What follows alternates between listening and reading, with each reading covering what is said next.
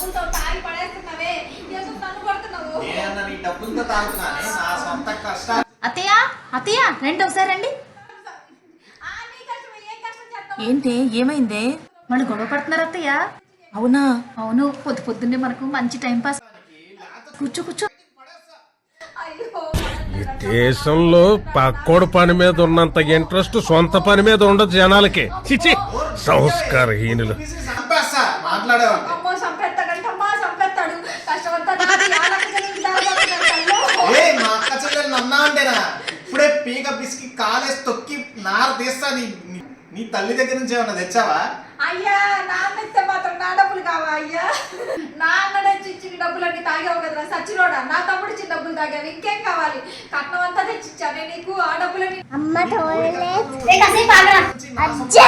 మీ తమ్ముడు తీసుకెళ్ళండి నువ్వే తీసుకెళ్ళదు. అత్తయ్య తీసుకెళ్ళండి అత్తయ్య, వింటున్నాం కదా. నేను ఇంటాను, నేను చెప్తాను తీసుకోపో. నేను చూస్తుంటుంది వెళ్ళండి అత్తయ్య. సచ్చినోడా. అయ్యో నాకు పెళ్లి కాక ముందు అలవాటే లేదే. మీ అన్న మీ తమ్ముడు ఇద్దరు వచ్చే నాకు అలవాటు చేశారే పంది మొహం దాన్న. నువ్వు ఇంట్లో అవసరమే లేదే. పోవే పాకితాన పో. నన్ను పాకిదాన్ని అంటావా? పనికి పనులోడా? ఇంట్లో పాకిదాన్ని చేసి పాకిదాన్ని అయిపోయాను కదా సచ్చినోడా. పెట్టుకుంటే పాకి పనులు చేయడానికి. ఏందత్తయ్య కొట్టుకుంటారా లేదా?